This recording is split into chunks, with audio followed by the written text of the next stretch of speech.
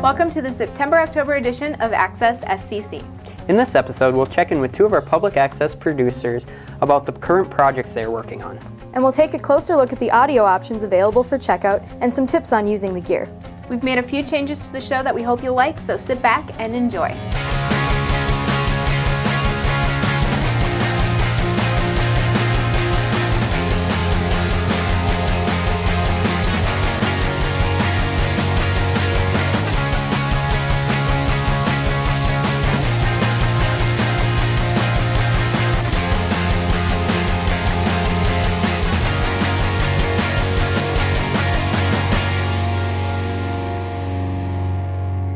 Here at SCC, we check out cameras every day. However, video is only one aspect of recording. Audio is a large component, and SCC has many different types of microphones and audio equipment available for your specific audio needs. Here are some examples. As you know, our DVX checkout cameras come with an attached shotgun microphone, but this isn't great for every situation. Here are some of your other options. This is a dynamic handheld microphone. It's great for a host speaking directly to a camera. The microphone will pick up better levels since it is right next to the speaker.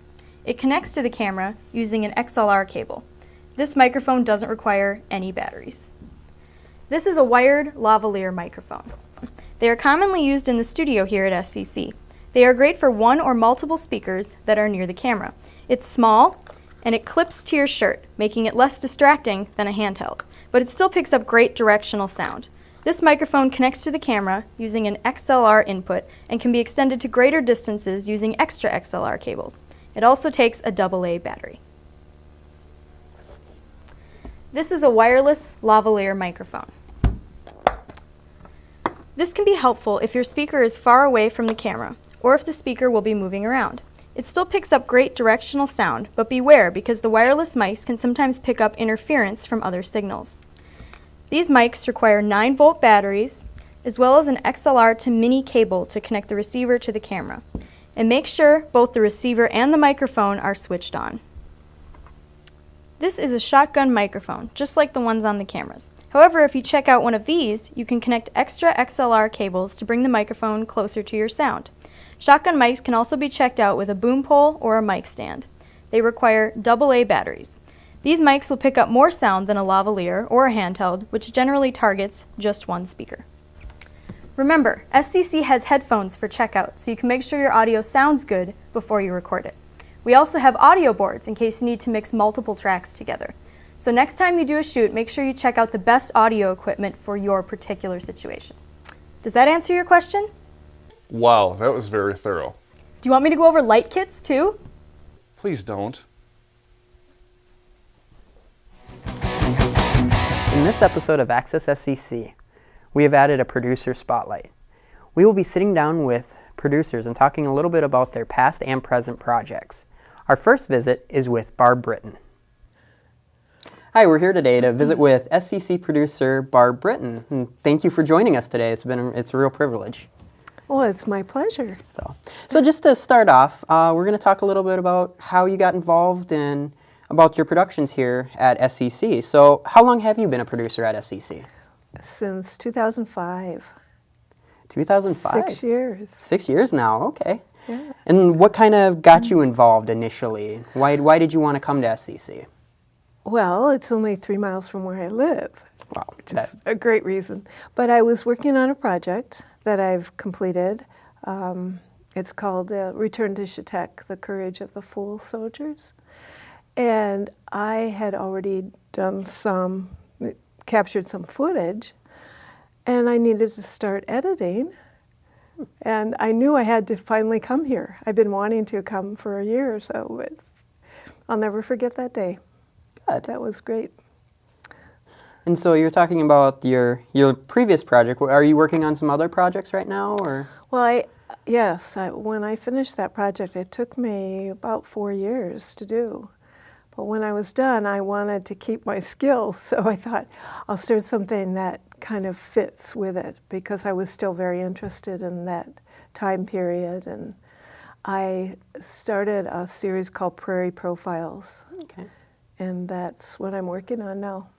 Now, can you maybe go into a little bit about what the focus of Prairie Profiles is?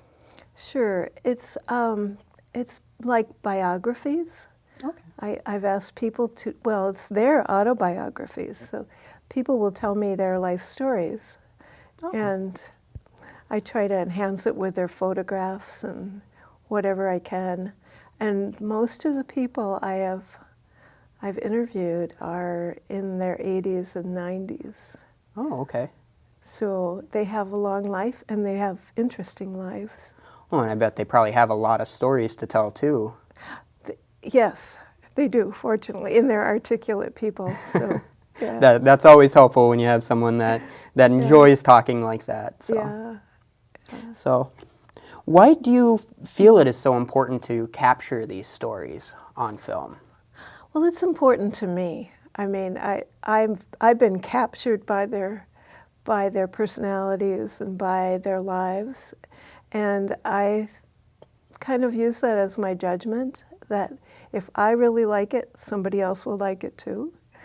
And I find that, you know, it depends on what story they're telling me or what I know about them, but I eventually feel really close to them. And that's my experience, but with editing, which is quite time-consuming sometimes, because I want it to be a real coherent story, and I just feel like I really get to know them. Yeah. And I enjoy that. I think other people will enjoy knowing them too. Yeah, it is, and it's always great because you can capture those stories now, and if you don't capture those stories now with people, those stories are the ones that are going to be lost once those generations are gone. So and I know what it's like to lose both my mother and my father and not have those stories anymore. And so I do think about that occasionally, that maybe their families will really appreciate this. And one of the, I've gotten feedback from one family member of one of my people. And yes, they're really happy that I did it. So that's great. It's a great piece for the family to kind of have that eternal memory of the stories captured on film. Yeah. So that's really great that you're doing that. Now let's kind of talk a little bit about SCC. Like, what are some of your favorite things that you like doing here at SCC? Like, what's your favorite part? Oh, I like everything about SCC. I love, I just having to think about that was good for me. My favorite thing is the organization, the way that's set up, that if you come and use equipment, if you use the editing suite, then you need to produce a program. And that helps me to create, for one thing, and feel creative, but also, to do a really good job, because other people are going to watch it. So I try to do my best at all times. And I'm really happy that I feel productive, that I can complete a program, and maybe I'll get some feedback, or I'll just feel really good about what I've done. So, yeah. But everything else is really commendable too. I think I love having an editing suite, a room to work in. And in my experience, when I did linear, we didn't have such a thing. We were in a big room with lots of other people trying to do their work too, and that was uncomfortable. So this is a lot more comfortable, and just the quality of the equipment, help is always available. That's been very important to me, because digital is wonderful. I started with linear, and going into digital was like the whole world had opened up, but also it's so much more technical that it was scary. But I'm pretty comfortable now. Well, and good. I can get help if I need it. So. Yep, and we are always here to help you. And you're always great people. Yeah. So that kind of segues into one of our last questions. So who is your favorite SCC staff member? Wow. What a loaded question. Yeah, no, it's not loaded. You can be completely honest. Okay, I will be. I'll be completely honest. the staff here are all wonderful, and so I can't single out one person because I wouldn't be telling the truth. Well, that's good. We appreciate having you here, and we really appreciate the things that you do, and we really enjoy your production that you have. Well, thank you.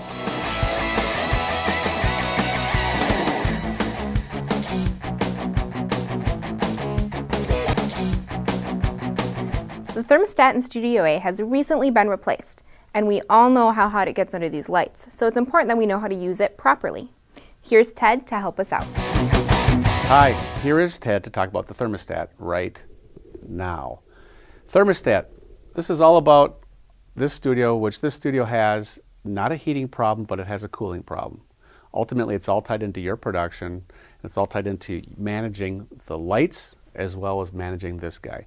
We want to empower you to take control of your production and keeping it nice and cool here. So number one thing to do is not this, but this upstairs is to keep your production lights off until the moment that you start shooting, and then the moment you're done shooting, those lights come down and you work underneath the house lights. If, for some reason, you want to cool this down, you'll find this at its normal setting of 75 degrees. Probably not optimum for shooting. What you can do is when you start getting set up to go to cool it down, take this down button right here, and we're going to push it down, and we're going to push it down to 70 degrees, but no cooler. We're not going to go into the 60s. The 60s were great, but guess what? The 60s are over. So we're going to go down to 70. Now you hear the fans kick in. It's cooling it down.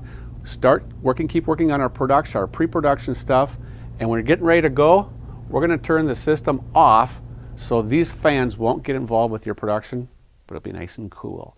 Cool for you, cool for everybody, and cool for our bills, okay? Just another tip on keeping it cool here in the studio. During your shoots, you may encounter some less than satisfactory audio recording. Audio issues can be caused by a variety of factors, including batteries, cable connections, or maybe some concealed mobile devices. Let's take a look at one director's quest to solve his audio problem.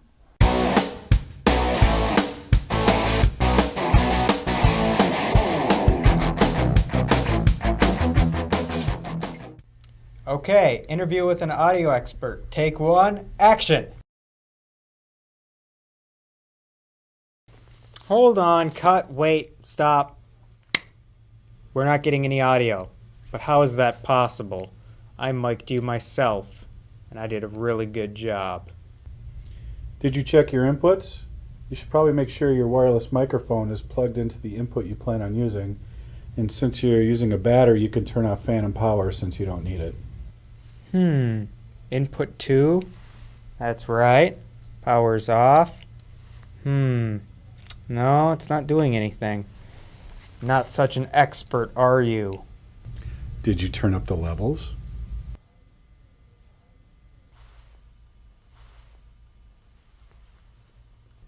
There we go.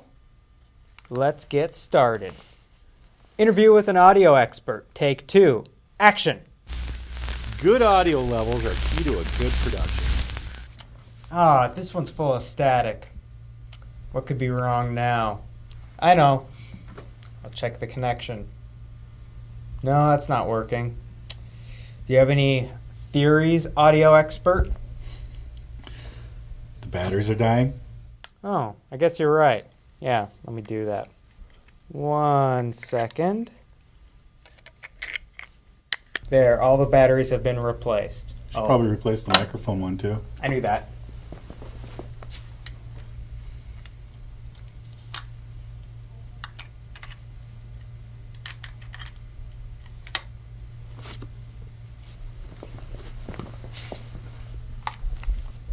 Okay, interview with an audio expert. Take 3. Action. Good audio levels are key to an excellent Suave production. Wait a second. You wouldn't happen to have one of those newfangled cellular phones on your person or around your chair, would you? Oh, sorry.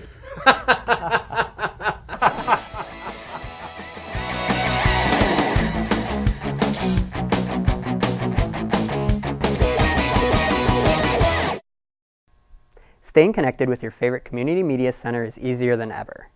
If you like us on Facebook, you can keep tabs on our calendar of events, look at photos of our recent events, and stay connected with fellow SCC volunteers. You can also follow us on Twitter, where you can see what is happening at SCC right now. Links to both our Facebook and Twitter pages are on our website, and our website is actually getting a facelift right now. So make sure to check it out.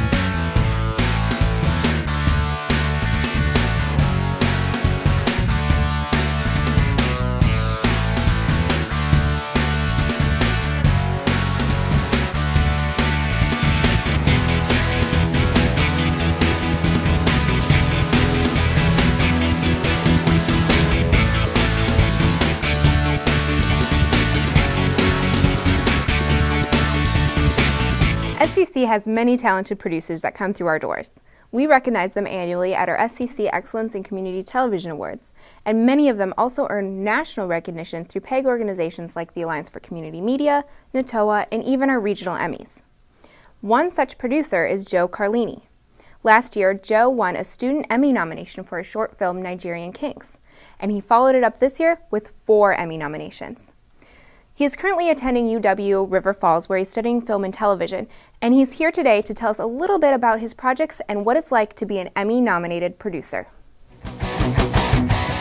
Hi, I'm Joe Carlini, and I'm an SCC volunteer producer and 5-time regional Student Emmy filmmaker. I had 4 films nominated earlier this year, and one of them was Final Moments. It details a teenager who discovers he has late terminal cancer, and I felt that it is a sad ending, but I wanted to do something that was more real in nature and made you kind of, at the end of the film, make you reflect on your life and make you think, hey, life's not bad, and you have to really appreciate every moment you have because you never know what's gonna, when your time's gonna end. It's interesting when you get the call that you have a few months to live. It puts an unbelievably cold chill in your spine. Surprise! Another film that was nominated was The Ending, which is a basketball documentary I've been working on for probably about the past year. And that details the MCTC basketball program. It was a junior college basketball team that was one of the best in the country. Literally went to the national championship game, and then a year later was cut because of political and budget reasons. So that was a film I really was working hard at, and it was kind of a challenge just to put it all together, and there was so much detail in it. But I think at the end of the day, I was pretty happy with the final product. The third nomination was for a cinematography reel. It was just a compilation of all my work over the last year. The fourth nomination was a River Falls recruiting video I did for their football team, and it mainly just deals with their goal statement, and it was for a public service video, and the main mission out of the video is to bring in incoming freshmen. The film I'm most proud of, I would have to say, was The Final Moments. It actually won the Student Emmy, and also, just the challenge of the time frame was really tough because I did it for a $40 film festival, and to write a screenplay, to shoot it, and to edit it within 48 hours is kind of insane. So it was, one of those things where you just had to believe in yourself. And I came up with the idea earlier in the week, and I was like, well, I hope I get a drama, and I ended up getting a romance. I'm like, well, all right, well, I'll try to swing that and mix it in the story and make it, work is Angela. good. But Yeah, definitely. I'd say I was the most proud. Just the overall theme of the story and the overall performances of the actors were great, and was happy with the overall product. I'd have to say my biggest influence would probably be my grandpa. Just his story in general, kind of rags to riches, and came from the poverty of Chicago, and his parents were Italian immigrants, and both of them just struggled to even make it, and he ended up serving in World War II. And after that, he went to college and ended up getting into entertainment, and served the entertainment industry over 50, 60 years, and ended up partially owning 2 TV stations. And in 2005, he was inducted in the Nebraska Broadcaster Hall of Fame. Both my parents were in TV for 20 plus years, and I always, it was kind of interesting growing up in that environment. But film really, I don't know, I really like the idea of film. Just, I think, the amount of story you can tell is obviously longer, but the idea of a theater and people come to see your movie, and I really like the idea because there's so many inspirational things that people can take away from it, and influences it can have on their lives. And so from that standpoint, I really like film, and hopefully I can keep it going in the right direction and make films that matter and films that have important things to say. A project I'm working on right now is a music video. I'm working with up-and-coming musician Joe Cachel. It's about a love story about a musician who's up-and-coming, and he's traveling the country to get to his lover, and he's playing from show to show and hitchhiking rides with a trucker, a guy in a convertible, some Hell's Angel bikers. So it really is a cool story, and it's coming together, and hopefully we'll release it sometime in September. Thanks for listening to my story. I'm Joe Carlini. If you want to see some of my work, you can go to my website at Carlini Entertainment. You can Google that, or else also have a YouTube and Facebook page. Thanks.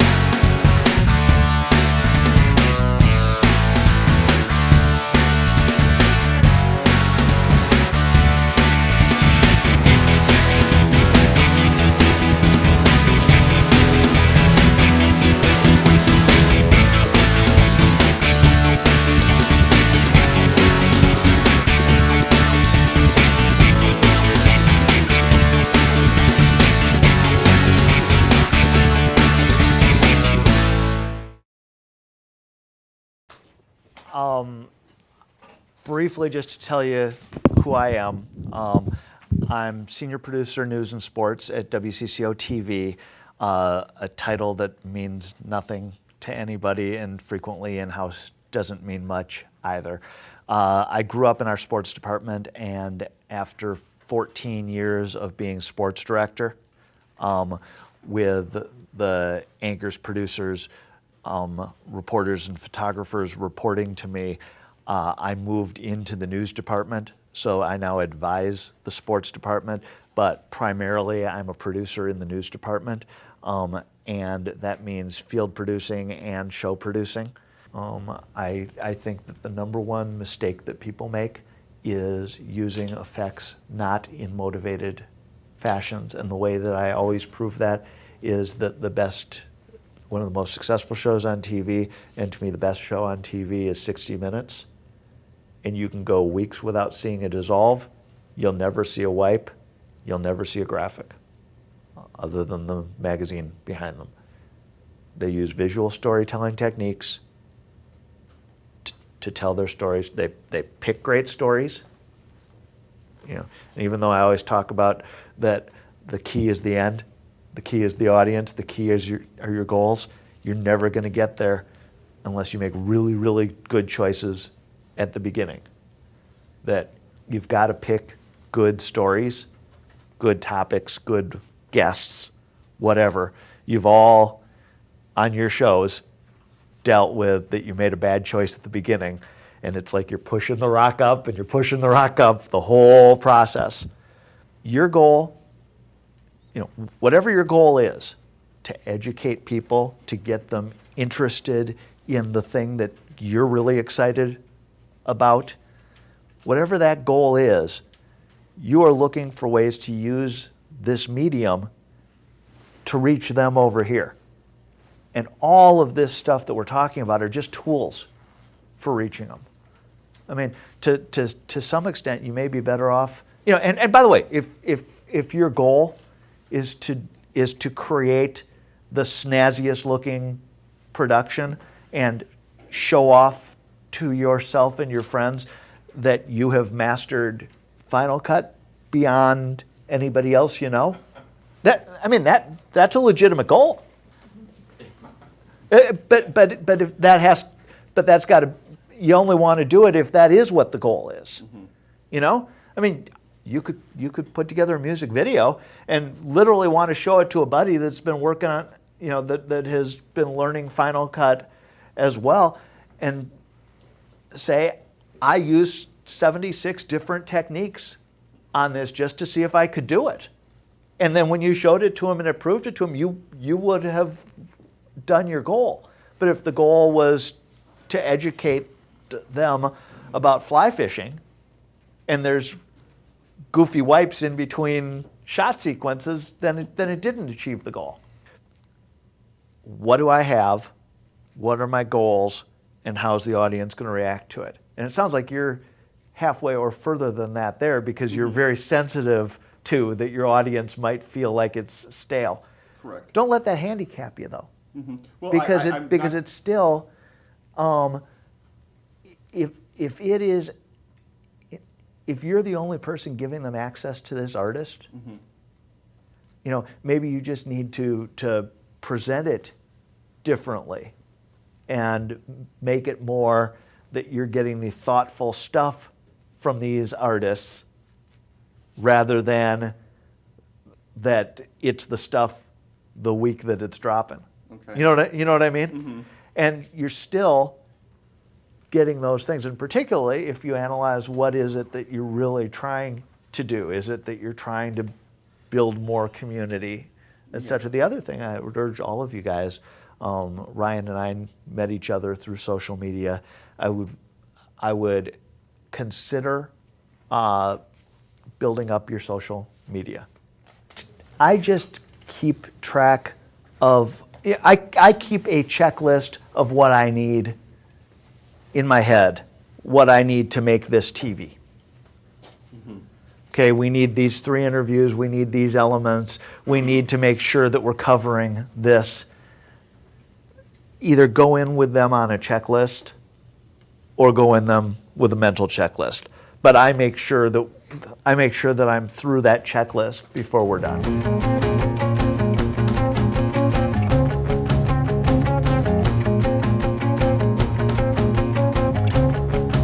Thanks for tuning in to Access SCC. If you missed a segment or you want to watch something again, you can check us out on YouTube. And leave us a comment on our Facebook, and tell us what you thought of the show. Or you could tweet us at SCC TV. We hope to see you in the studio soon. Give us a call to sign up for a class or reserve some gear. And be sure to catch the next episode of Access SCC with more producer spotlights and a recap of the 2011 SCC Excellence Awards. We'll see you next time.